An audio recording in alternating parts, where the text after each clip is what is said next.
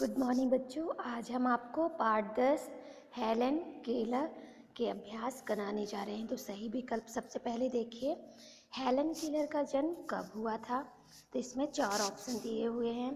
पहला 27 जून 1880, सेकंड 27 जून 1820, थर्ड 28 जून 1850, फोर्थ 28 जून 1810। तो बच्चों इसमें फर्स्ट वाला 27 जून 1880 सही होगा। फिर दूसरा देखिए, एनी सुलिवान ने हेलन केलर के माता पिता को क्या समझाया। तो पहला है, वे हेलन के लिए पर्याप्त सुख साधनों का प्रबंध करें।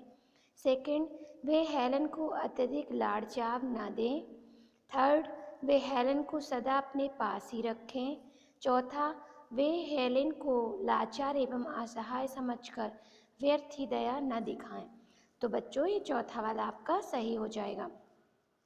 फिर तीसरा क्वेश्चन देखिए, व्यक्ति के शारीरिक विकास तथा उन्नति में क्या बाधक नहीं है। तो असहिष्णुता, निराशा, शारीरिक अपंगता, अकर्मण्यता। तो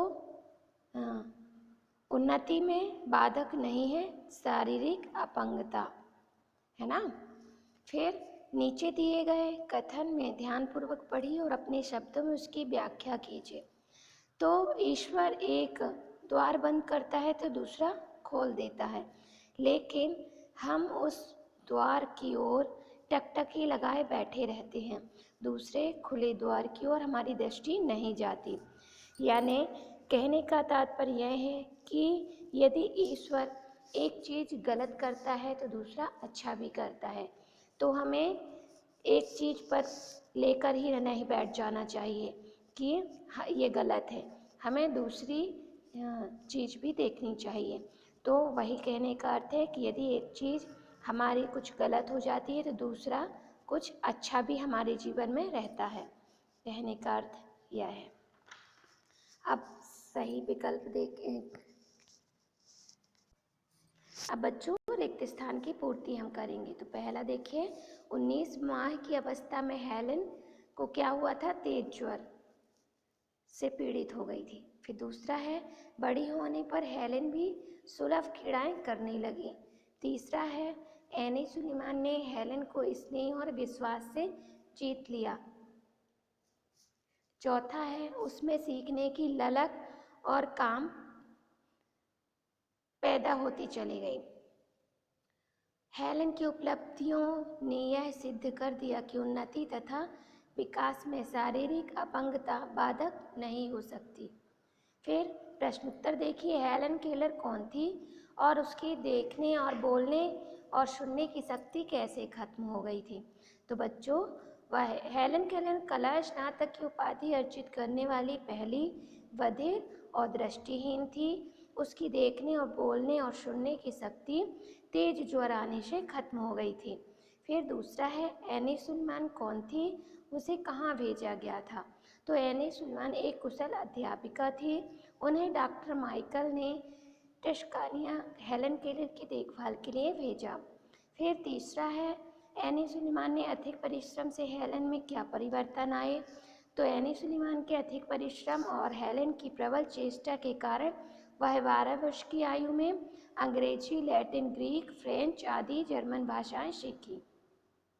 फिर चौथा है, दृष्टिहीन व्यक्ति कैसे पढ़ लिख सकते हैं।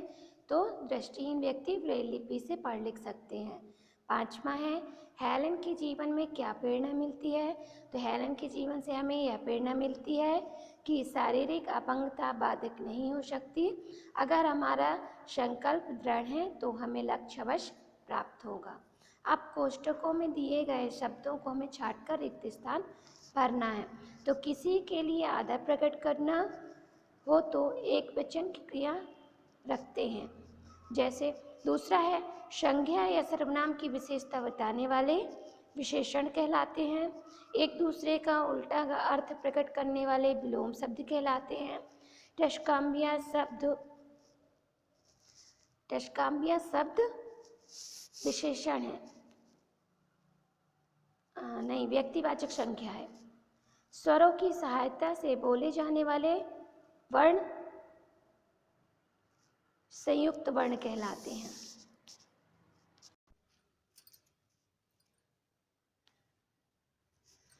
बच्चों एक बार फिर से सुन लीजिए। एक दूसरे का अर्थ प्रकट करने वाले विलोम शब्द कहलाते हैं। टशकाम्बिया शब्द व्यक्तिवाचक संज्ञा है। स्वरों की सहायता से बोले जाने वाले वर्ण व्यंजन कहलाते हैं। अब हमें नीचे लिखे शब्दों का सर्वनाम में प्रयोग करते हुए वाक्यों को पुनः लिखना है। एनी हेलन को लेकर परिवार। तो बच्चों ये नीचे हमने डैश लगाए हुए हैं, तो आप देख लीजिएगा। और एक शब्द में उत्तर, जो कार्य करने में जी चुराए, अकर्ण जिसका कोई अंग टूटा हो, अपंग जो बोल ना सके, मूक जो देख ना सके, दृष्टिहीन जो सुन ना सके, बधिर दृष्टिहीन की लिपि ब्रेल। तो आप इसे कंप्लीट करके मुझे सेंड करेंगे। धन्यवाद।